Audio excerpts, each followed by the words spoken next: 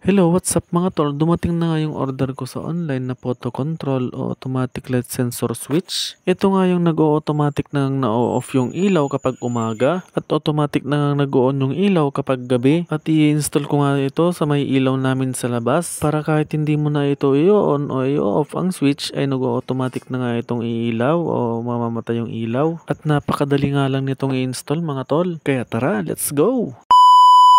Hello, what's up kakabsat na nakororat. For today's video nga ay mag-install tayo ng photo control o automatic light sensor switch. Nung nakaraang araw pa pala ito dumating at saktong nasa biyahe naman ako. Kaya naman ngayong araw na wala akong biyahe ay install ko na nga ito. At madali nga lang itong i-install mga tol at napanood ko nga lang din sa YouTube. Kaya uumpisaan ko na nga itong i-install. At tetestingin ko nga muna dito kung gagana bago ko i-install sa labas. Unang first step nga dyan mga tol, syempre babalatan muna natin yung pinakadulong wire sa may receptacle. At may dalawang wire nga dyan mga tol sa may receptacle, yun ang line 1 at line 2. At ang una nga nating idudugtong dyan mga tol ay yung line 1 at i-connect na natin sa may kulay pulang wire. At sunod naman dyan ay yung line 2 at i-connect naman natin sa may kulay puting wire. Pagkatapos nyan mga tol ay lalagyan nga muna natin ng electrical tape yung line 1 at yung pulang wire. Dahil nga wala naman na tayong ibang wire na i-connect dyan mga tol. Pagkatapos nyan mga tol ay i-connect naman natin yung line 1 ng saksakan papunta naman sa may line 2 na kasama ang puting wire. Pagkatapos naman yan ay yung itim na wire ng sensor ay i-connect naman natin sa may line 2 ng saksakan. Pagkatapos ay lalagyan nga muna natin ito ng electrical tape mga tol at testingin nga natin kung gagana. At ilalagay ko nga lang muna yung bumbilya at isasaksak ko na nga ito at para masubukan na nga rin kung tama nga ang pagkakalagay sa mga wire.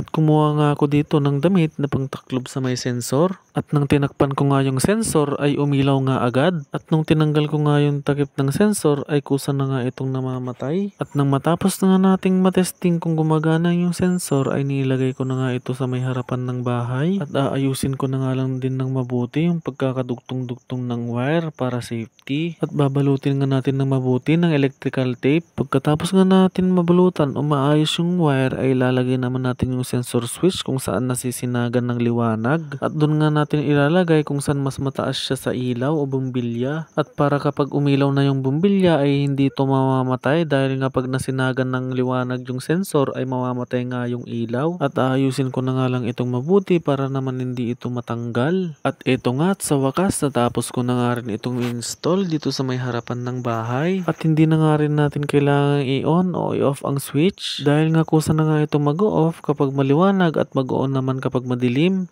At hanggang dito na nga lang at dito ko na nga lang din muna tatapusin ang mga kaganapan for today's video. Kaya salamat sa inyong panonood mga tol.